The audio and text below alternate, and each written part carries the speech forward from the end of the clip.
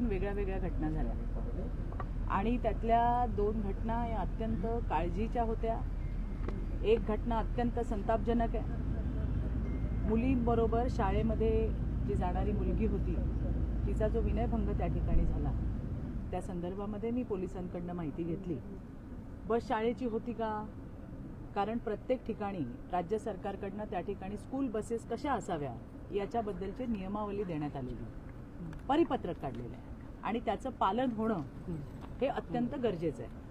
माहिती अशी मिळाली की काही पालकांनी एकत्र येऊन एक बस हायर केली होती आणि ती बस त्या मुलींना नेत आणि आणत होती आणि त्याच्यामधल्या त्या हरामखोर ड्रायव्हरने एका मुलीचा त्या ठिकाणी विनयभंग केला. पोलिसांनी अर्थात काही तासांमध्ये त्याला अटक केलेली आहे. या घटनांची पुनरावृत्ती पुन्हा होऊ नये यासाठी खरं तर लोकसहभागामधून एखादी मूवमेंट या ठिकाणी चालू व्हायला पाहिजे अशी मी विनंती नगराध्यक्ष रुचिताताई आहेत त्यांच्याकडे मी केलेली आहे. कारण ही दुसऱ्यांदा झालेली घटना आहे. या घटना अत्यंत संवेदनशील आहे आणि म्हणून बदलापूरकरां या शहरामधले बदलापूरकरांची मुलं ज्या शाळेंमध्ये शिकत आहेत त्यांच्यामध्ये ती सुरक्षित घरी गेली पाहिजे, सुरक्षित शाळेत आली पाहिजेत, त्यांना योग्य शिक्षण मिळालं पाहिजे. यासाठीची भूमिका काय असावी यासाठीची एक लोकचळवळसुद्धा त्या ठिकाणी लोकसहभागातून होणं गरजेचं आहे आणि नगराध्यक्षताई नक्कीच ते करतील असा मला विश्वास आहे. दुसरी घटना जी बघितली ती खरं तर महाराष्ट्राला हादरवून टाकणारी अशी घटना आहे. अशा पद्धतीने कुठल्या स्त्रियांच्या गर्भातून बीजांड काढणं, त्याचा व्यवसाय करणं हे आपल्या बुद्धीच्या पलीकडचं गोष्टी आहेत, कधी ऐकल्याच नव्हत्या. त्यामुळे बदलापूरच्या पोलिसांचं मी या ठिकाणी कौतुक करीन, अभिनंदन करीन की त्यांना एक कुठली तरी काहीतरी सुराग लागला असेल आणि त्यातून ते हळूहळू हळूहळू आजपर्यंत 5 आरोपी त्यांनी अटक केलेले आहेत. अजून काम थांबलेलं नाही आहे. पोलिसांचं म्हणणं आहे की आम्ही अजून याच्यामध्ये काम करतोय, अजून आम्हाला जी काही आम्हाला माहिती मिळते त्या अनुषंगाने आम्ही अजून काम करतोय. त्यामुळे मला माहीत नाही की येणाऱ्या दिवसामध्ये अशा पद्धतीने किती महिलांना, आता या महिला कोण आहेत? या गरीब महिला आहेत, या गरजू महिला आहेत. त्यांच्या गरिबीचा गैरफायदा घेत त्यांच्या शरीराचं बाजारीकरण करण्यात आलंय आणि ही अत्यंत भयानक हादरवून टाकणारी घटना आहे. आज ज्या वेळेला मला वाटतं एक 6-7 दिवसांपूर्वी ही बातमी जेव्हा पहिल्यांदा आली आणि बेकायदा बिजांडांची विक्री हे जेव्हा हेडिंग आम्ही वाचलं त्याच वेळेला म्हटलं हे काय आहे? क्राईमचं स्वरूप कसं बदलत चाललंय बघा, ज्याचा आपण कधी विचारही केला नाही त्या घटना आज त्या ठिकाणी घडत आहेत. आणि म्हणून मला असं वाटतंय की हे प्रकरण जे आहे ते फक्त बदलापूर, ठाणे, उल्हासनगर इथपर्यंत मर्यादित नसावं. किंबहुना मी हे म्हणेन हे महाराष्ट्रापुरतीही मर्यादित नसावं. हे अशा पद्धतीचा ही काय बेकायदा बिजांड विक्रीचं जे काही काम चाललेलं आहे हे देशभरात चाललेलं असावं याची शक्यता नाकारता येत नाही.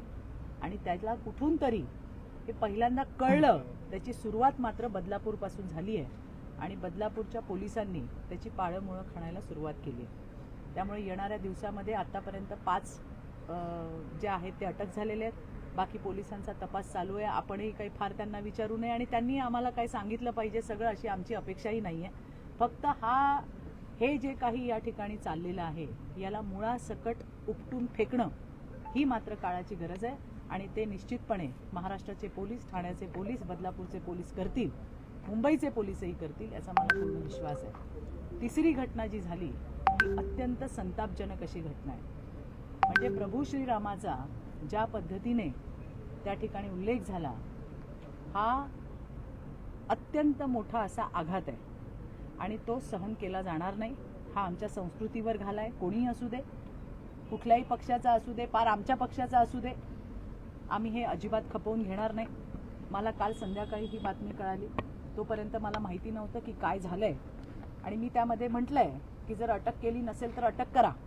परंतु मी आता पोलिसांना विचारलं आणि मला नंतर 2 तासांनी कळलं की मुलीची आई मुलीला इथं घेऊन आली होती आणि त्यानंतर पोलिसांनी अरेस्ट केली अशी माहिती मला त्या ठिकाणी मिळाली. बघा, भारतीय जनता पार्टी ही असल्या गोष्टी कधीही खपवून घेणार नाही. कोणीतरी बातम्या चालवल्या, चित्रा वाघ आणि त्यांच्या हस्ते त्या मुलीच्या आईला पत्र देण्यात आलं मी इथे आले होते नगरपालिकेच्या निवडणुकींसाठी, बरोबर ना रुचिता? हो हो.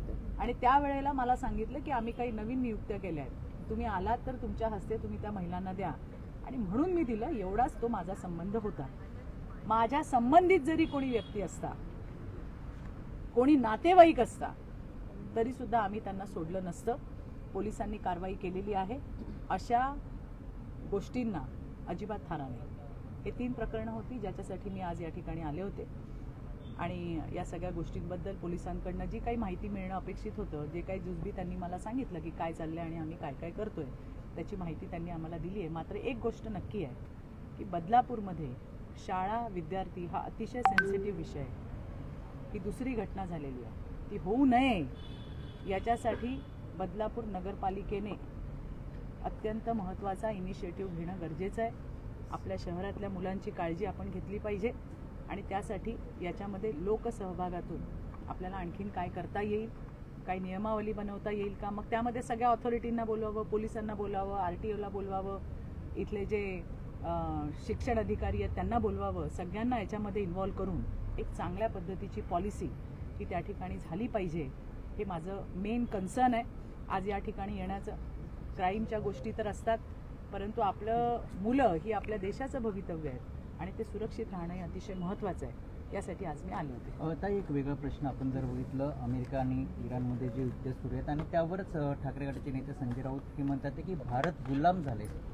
संजय राऊत विश्वाचे नेते आहेत, सर्वज्ञानी आहेत, ते वेगळ्या वेगळ्या विषयांवर बोलू शकतात. चित्रा वाघ एक छोटीशी कार्यकर्ता आहे. मला कन्सर्न आहे माझ्या महाराष्ट्रात काय होतंय, मला कन्सर्न आहे की बदलापूरमध्ये काय होतंय, की ते मुलींच्या सुरक्षेचं काय होतंय, हे बघणं माझं काम आहे, आणि त्यासाठी मी इथे आली आहे. त्याच्यामुळे त्यांनी काय तिथे प्रश्न उपस्थित, ते काही प्रश्न उपस्थित करू शकतात, तर त्याची एवढी उत्तर मी नाही देऊ शकत. मी फार छोटी कार्यकर्ता आहे. आपल्या इथलं काय असेल तर मला तुम्ही नक्की विचारा. पण अजित पवार यांच्या अपघातावरून अनेक संशय व्यक्त बघा, हे बघ असं आहे की अजितदादांसोबत काम केलेली मी सुद्धा कार्यकर्ता आहे. मी गेली 20 वर्ष, मागचे 20 वर्ष पासून मी अजितदादांसोबत काम केलेलं आहे. अजूनही आम्ही त्या आघातातून बाहेर आलेलो नाही आहोत. अजून खरंच वाटत नाही की दादा आपल्यामध्ये नाही आहे. हा सगळ्यांसाठी, पक्षाचा असू दे, विरोधी पक्षाचा असू दे, पक्ष जाऊ दे, विरोधी पक्ष जाऊ दे, राजकारण जाऊ दे, सर्वसाधारण माणसाला सुद्धा तो धक्का बसला. अरे असं कसं अजितदादांसोबत झालं? आणि त्याच्या संदर्भातली संपूर्ण माहिती ही राज्याचे सन्माननीय मुख्यमंत्री देवेंद्रजींनी दिलेली आहे. CIDची इन्क्वायरी सुद्धा त्या ठिकाणी लावली आहे. मला वाटतं DGCAचे सुद्धा रिपोर्ट्स आता येत आहेत. या बाबतीमध्ये एव्हिएशनचे राज्यमंत्री मुरलीधरजी मोहोळ यांनी सुद्धा वेळोवेळी ब्रीफ केलेलं आहे, आणि त्यामुळे येणाऱ्या दिवसामध्ये राज्य सरकारकडनं काय त्यांचे अहवाल येत आहेत, काय रिपोर्ट्स येत आहेत, अर्थात जनतेच्या समोर येणार आहे. त्यामुळे ते रिपोर्ट्स येईपर्यंत आपल्याला वेळ लागणार आहे, तितका वेळ थांबावं लागणार आहे, हे मात्र नक्की आहे. पण राज ठाकरे म्हणतात की हा जो अपघात आहे हा धोक्यामुळे नाही तर धोक्यामुळे झाला. का कोण काय म्हणतंय आणि कोण काय नाही म्हणत आहे, यापेक्षा रिपोर्ट्स येण्याची आपण वाट बघितली पाहिजे. जी कमिटी हे रिपोर्ट्स बनवतीये त्याच्यामध्ये बऱ्याच ब्लॅक बॉक्स आहे, आणखीन काही गोष्टी आहेत, त्या सगळ्या यायला थोडा वेळ लागतोय. इतका वेळ तर आपण थांबायला पाहिजे असं मला वाटतंय. हा विषय आपल्या राज्यातल्या प्रत्येक माणसाच्या जीवाशी जुडलेला विषय आहे. प्रत्येकाला दादांबद्दल नितांत प्रेम आणि आदर होता, आणि म्हणून मला असं वाटतंय की जो रिपोर्ट आहे तो यायला जितका वेळ लागतो तितका वेळ आपल्याला थांबावं लागणार आहे. रिपोर्ट आल्यानंतर ज्यांच्या ज्यांच्या मनामध्ये असे संभ्रम आहेत, फक्त राजकीय लोकांच्याच आहेत का? नाही, सर्वसामान्य लोकांनाही वाटतंय ना की असं कसं झालं, हे का झालं, मग ते विमान कधी पडलं, मग धुकं होतं का नव्हतं, असे बरेच प्रश्न आपल्या सगळ्यांच्या मनामध्ये आहे. तर त्याचं उत्तर यायला रिपोर्ट यायला हवे, आणि रिपोर्ट येईपर्यंत आपण वाट बघायला पाहिजे. दोन्ही राष्ट्रवादी विलिनीकरणावरून देखील दादांची शेवटची इच्छा होती असं नाही, मला नाही माहिती.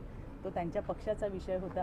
काय होतं काय नाही नव्हतं, आपण कुठल्याही प्रक्रियेत नव्हतो किंवा आमच्या कानावरही नव्हतं. त्यामुळे या विषयावरती बोलण्यात काही अर्थ नाही. परंतु बदलापूरच्या मुलांच्या सुरक्षेसाठी आपल्याला अतिशय महत्त्वाचा आणि जिव्हाळ्याचा प्रश्न आहे, आणि बदलापूर नगरपालिकेच्या आता आमच्या घोरपडे ताई आहेत, त्यामुळे रुचिताताई नक्की याच्यामध्ये इनिशिएटिव्ह घेतील. मेन कन्सर्न हेच आहे. ताई, ज्या मुलीने हा व्हिडिओ टाकला होता तिची आई पदाधिकारी असल्याचं समजतं, त्यांचा राजीनामा घेतला का? राजीनामा काढून टाकलं तत्क्षणी. मी तुम्हाला काय सांगितलं, मी माझ्या परिवारातलं, ती तर पदाधिकारी होती, माझ्याही परिवारामध्ये किंवा आमच्या भारतीय जनता पार्टीच्या कुठल्याही कार्यकर्ता स्वतः किंवा त्यांच्या परिवारामध्येही जर असा कोणी प्रकार केला असेल तर तो खपवून घेतला जाणार नाही, आणि त्यामुळे तत्क्षणी त्या ठिकाणी काढून टाकलेलं आहे. मुलगी जी आहे तिला पण अरेस्ट केलेलं आहे, अशा गोष्टींना, असल्या घाणेरड्या विकृतींना थारा महाराष्ट्रात दिला जाणार नाही. पण ताई, आपण जर बघितलं त्या मुलीला जामीन नाही झाला पाहिजे असं वकील संघटनेची मागणी. नाही, मला माहिती नाही आहे असं काही आहे किंवा नाही, हे मला माहीत नाही आहे. अजून मला पोलिसांकडनंही तशी काही माहिती मिळालेली नाही आहे. आता कसं असतं की जेव्हा अशी घटना घडते, घटना वाईट आहे का, तर 100% संतापजनक आहे, 100% संतापजनक आहे, वाईट घटना आहे. पण लोक त्याच्यामध्ये आणखीन, जसं आता यांनी मला विचारलं की कोण वकीलपत्र घेणार आहे नाही घेणार आहे, अशा पद्धतीच्या बऱ्याच गोष्टी येत असतात. आता खरं काय आणि खोटं काय फॅक्ट चेक केल्याशिवाय काहीतरी बोलणं म्हणजे तो बरोबर नाही. म्हणून मला वाटतं की आणखीन काही बोलण्यात अर्थ नाही. थँक्यू.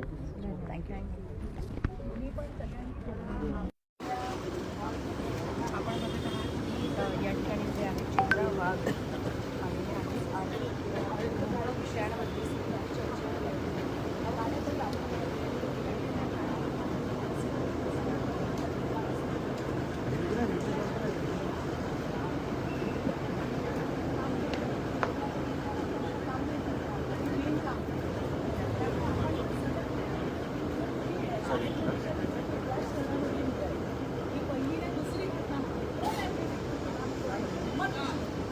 आणि याच्यासाठी आपण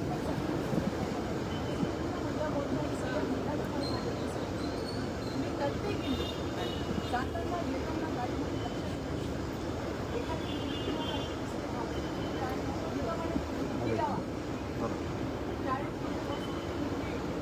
शाळेमध्ये उतरताना जाताना असं पुन्हा होताच कामा नये. आणि हे फक्त काम पोलिसांचं नाही आहे, समजून घ्या. आपण काय करतो, आपल्याला डोळे कान दिले, कशासाठी दिले, आपण जाता येतं फक्त की आपल्याला आपलं काम आहे पहिल्यांदा पोलिसांना कळवलं की बाबा या बसमध्ये आम्हाला महिला दिसली नाही किंवा बस थांबा तुम्ही कोणी टाकतो प्रत्येकीमध्ये की कुठे लेडी अटेंडंट दाखवा आम्हाला. शाळेमध्ये जाऊन सांगितलं पाहिजे त्या मुलांना काम मुलं पाहिजे बाबा काय आहे आणि काय नाही. घटना होऊ नये, घटना नंतर आपण गोल मारून काय होतो, पण घटना होऊ नये याच्यासाठी आपण सगळे जण करू शकतो. आज नगरपालिका आपल्याकडे आहे, आज आपली नगराध्यक्ष, आपली जबाबदारी, मला हेच सांगायचं, आपली जबाबदारी आणखी 100% वाढली, कारण ती जबाबदारी. आता ती नगराध्यक्ष, एकटी नगराध्यक्ष पण काय नाही करणार, आपण तिथे डोळे आणि हात झाले पाहिजे, आपण लक्ष ठेवलं पाहिजे. जाताना येताना बाजारामध्ये असेल, कुठेही रस्त्यामध्ये असेल, जरा असं काही दिसलं तर थांबा. पोलिसांवर जमणार नाही काय आहे, आपल्याला पण त्यामुळे येणाऱ्या होणार नाही त्याच्या पेक्षा काय करू मी पण सांगायचं.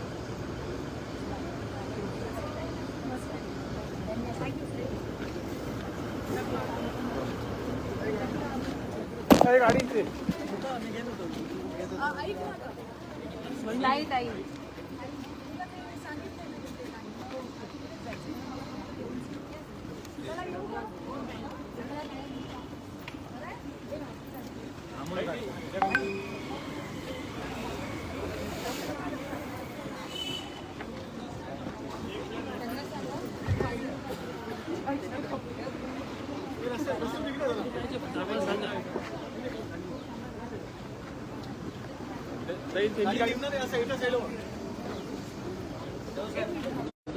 मॅडम प्लीज सर इकडे मॅडम गाडी आता बाहेर आहे, ट्रेन बसणार नाही, ट्रेन बसणार नाही मागे